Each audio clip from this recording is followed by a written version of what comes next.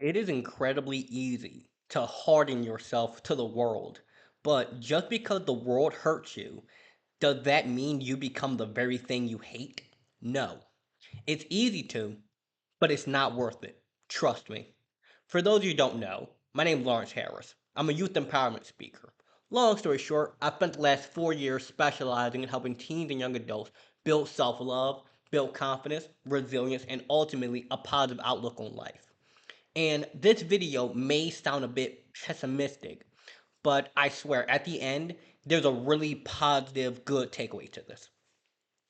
Going throughout life, we all have experiences that hurt us.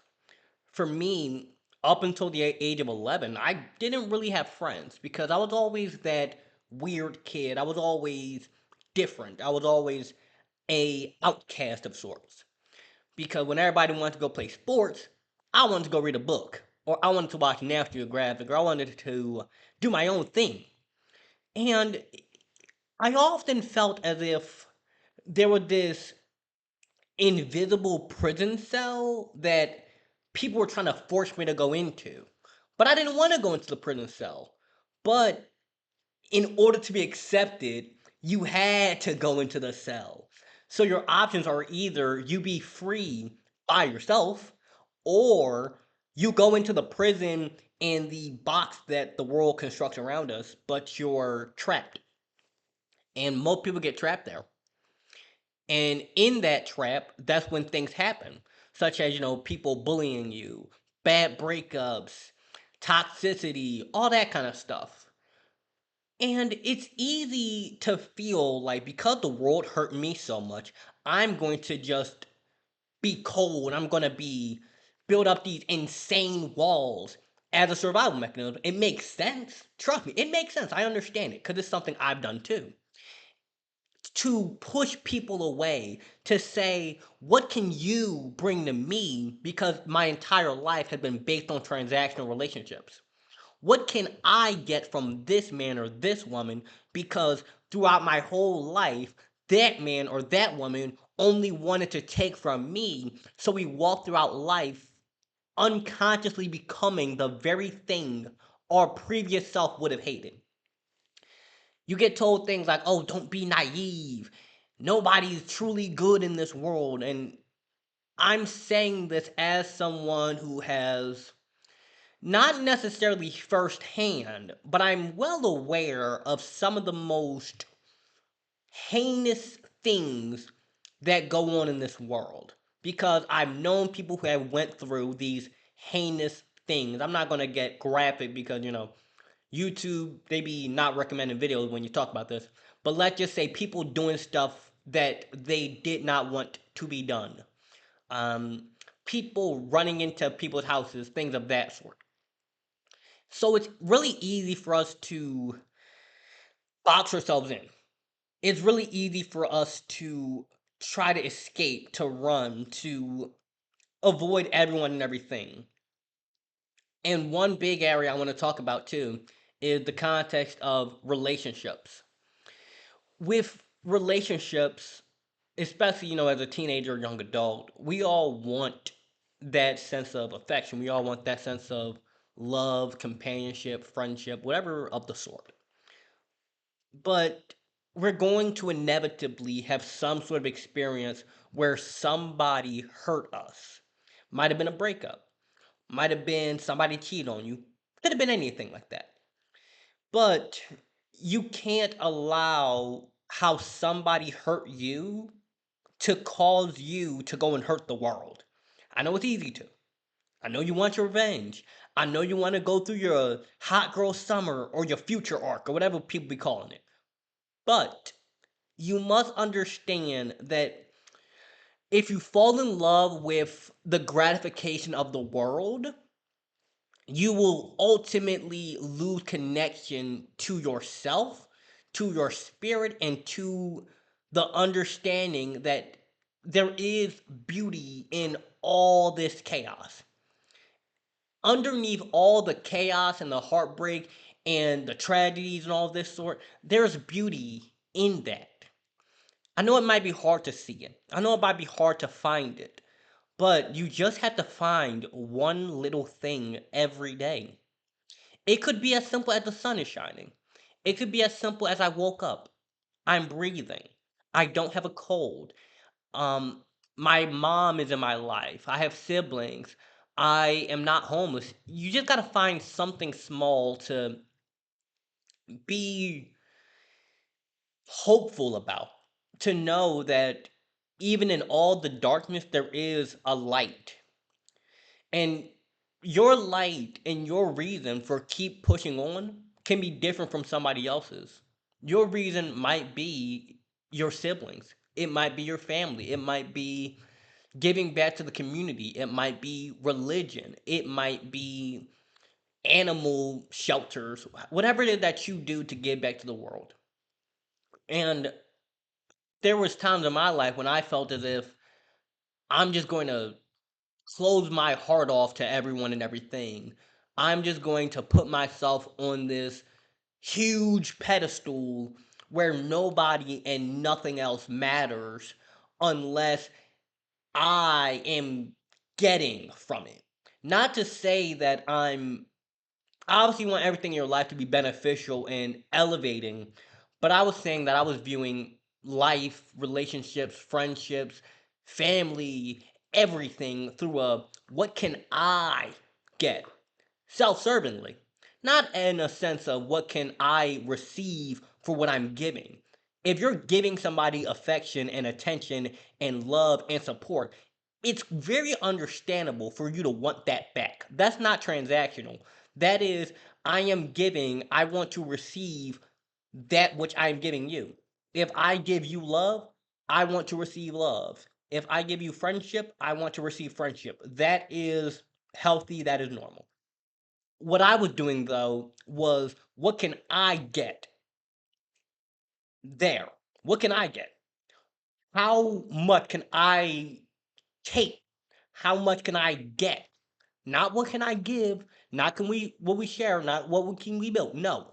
That's who I am now. But back then it was what can I get? And the unfortunate thing is that people who go through life with this take mindset, on the surface it looks like they're winning. On the surface it looks like they got all the money, the cars, the relationship, the women, whatever it is that they want. But underneath the surface, a lot of them are hurting. Not just that they're hurting others, but they're also hurting in themselves. Because at a certain point, in greed, at a certain point in lust, at a certain point in anything, it can consume you. And when you're consumed by the world, it's as if you are drowning in molten gold. You've got all this cool stuff, but it's burning you up from the inside out. And I am not at all preaching Buddhism or getting rid of your desire for things. Nothing against Buddhism, by the way. I'm just saying that when I talk about it, people often start associating it with Buddhism. I'm not at all saying that we need to just remove all desire for material gain and all desire to excel and get the shiny stuff. No, go get the shiny stuff. Go get the money. Go get the car. Go get all that great stuff.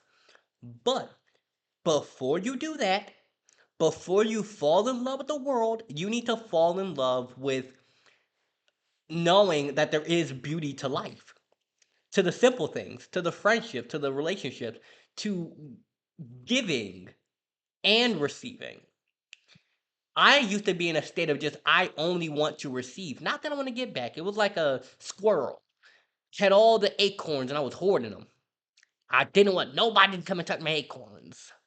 But when you give and you share and you spread light and love in this world, as scary and chaotic and corrupt as the world may appear to be, you can help somebody else to realize that there is hope in all of this. Underneath the heartbreaks and the cheating and all this stuff that goes on, you could be the reason somebody believes in love. Underneath the tragedies and the homelessness and the addiction crisis, you can be the reason why somebody goes and gets help. underneath the backstabbing and the lying and the deceit, you can be the reason somebody believes in honesty. Just because the world hurts you does not mean you need to go and hurt the world. If anything, what I found is that the people who have been hurt the most, a lot of them go on to heal the most. A lot of them go on to help the most. Because of what I went through, I don't want you to feel how I felt. So I'm going to support you. I'm going to help you. I'm going to guide you. I'm going to encourage you. That is why I make these videos. That is why I show up every single day. That is why I fire up this camera on the day when I'm tired. That is why I get behind this microphone and give you the best I can each day. And sometimes my best today isn't the same as my best yesterday or my best tomorrow. Some days I'm tired. Some days I'm stressed. Some days I'm trying to figure it out. But what I know is if every day I show up, every day I put these videos out, I can be the reason somebody believes that there is hope in this world. And that's not just my own egoic sense of I love that because don't get me wrong, right? I'm not ever here trying to tell people that, oh, just need to have an ego death. No, that's not what I'm talking about. I'm saying it's good to like the feeling of people supporting you. It's good to like the feeling of a nice comment, but don't fall in love with that. You need to already have your cake and be happy and feel good about you. All the nice, shiny stuff of the world is the sprinkles on top of the cake. Enjoy the sprinkles, but don't fall in love with the sprinkles. Now, back to the point. Understand that as dark and gloomy as the world is, if all of us just go around and we spread a little bit of light, you help one person. Now, that one person, they go help another person. You help someone, they help someone, and on and on and on and on. It's like a chain effect. Or you help two people. Each of those two people, they go help two people each. And then those two people go help another two people each. And so on and so on. It creates this like massive effect. It's really beautiful when you think about it. Because that's what helps me to keep hope in all of this. Because I'm aware that there are world tragedies. I'm aware that there are bad things that happen. I'm aware there are very, very, very bad things that happen. But underneath all of it, we have to find a reason to see the light.